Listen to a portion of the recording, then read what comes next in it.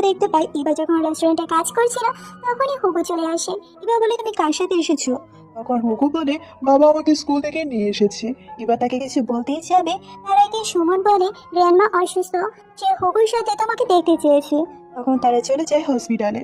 গ্র্যান্ডমার অবস্থা খারাপ ছিল। এবার গ্র্যান্ডমাকে সরি বলে। যে সে সঠিক সময় আসতে পারেনি, সে এখন চলে এসেছে, গ্র্যান্ডমার সব খেয়াল সে রাখবে। এই সব কিছু দেখে সুমনের মা তো একদম নাক সিটকাতে থাকে।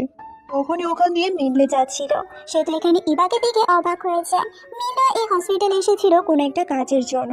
হুগুকে দেখে সে বলে, চলো হুগু আমরা বাইরে খেলতে চাই। হুগো খুশি মনে তাদের সাথে চলে যায়। গ্র্যান্ডমা ইবাকে জিজ্ঞেস করে, এই ছেলেটিকে?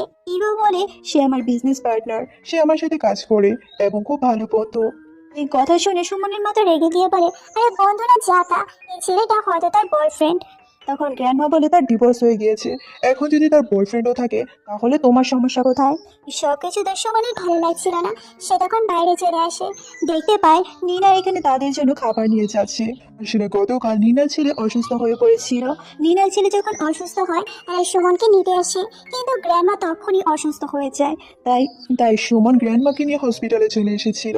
আর নিনার ছেলেকেও এই হসপিটালে ভর্তি করা হয়েছে। নিনা গ্র্যান্ডমার জন্য খাবার নিয়ে আসে, কিন্তু গ্র্যান্ডমা একদমই নিনাকে সহ্য করতে পারে না।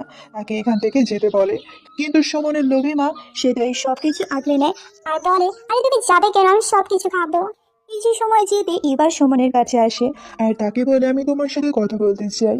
সুমন যখন বাইরে আসে, ইবা বলে, তুমি কি চাচ্ছ? আমার আর তোমার ডিভোর্স হয়ে গিয়েছে, তুমি এই বিষয়টাকে বড় কেন করছো? তোমার এই সব কিছু মেনে নেওয়া উচিত। সুমন বলে, আমি একদমই মানতে পারছি না। হয়তো আমি ভুল করেছি, কিন্তু তুমি আমাকে ছেড়ে যাবে এটা আমি মানতে পারিনি। এই বলে তাকে জড়িয়ে ধরার চেষ্টা করে। কিন্তু এবার রেগে গিয়ে তাকে চড় মেরে ওখান থেকে চলে যায়। রেস্টুরেন্টে ফিরতেই ক্যান্ডি তার সাথে কথা বলে। ক্যান্ডি বলে, তোমার ডিভোর্স হয়েছে অনেকদিন হয়ে গিয়েছে। আমার মনে হয় তোমার জীবনে নতুন কাউকে আসতে দেওয়া উচিত। আমরা দেখতে পাই পিছনে মিলে দাঁড়িয়ে আছে। আসলে ক্যান্ডি মিলের সম্পর্কে ইভাকে বলতে চাচ্ছিল। ইভা বলে, একদমই না, আমি চাচ্ছি নিজের পায়ে দাঁড়াতে আর হুকুকে একটা ভালো জীবন দিতে। তখন ক্যান্ডি বলে, মিন্টিকে তোমার কেমন লাগে? সে খুব ভালো মানুষ, তোমার লাইফ পার্টনার হিসেবে একদম ঠিক আছে। তখন ইভা বলে, মিললে ভালো আমি জানি, কিন্তু সে কি আমার বাচ্চার সাথে আমাকে মেনে নিবে? আমি মিন্নের ঘরে বোঝা হতে চাই না।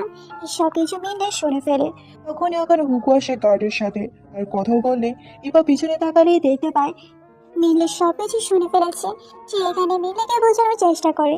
মিললে বলে, আমি ছোট থেকেই তোমাকে ভালোবাসি আর এত বছর ধরে অপেক্ষা করছি। তারপরের সিনে আমরা নিনা আর তার মাকে দেখতে পাই। তাদেরকে কিছু লোক এসে টর্চার করতে থাকে আর বলতে থাকে, তোদের ছেলে যে আমাদের কাছ থেকে টাকা নিয়েছে তা তাড়াতাড়ি করে তোরা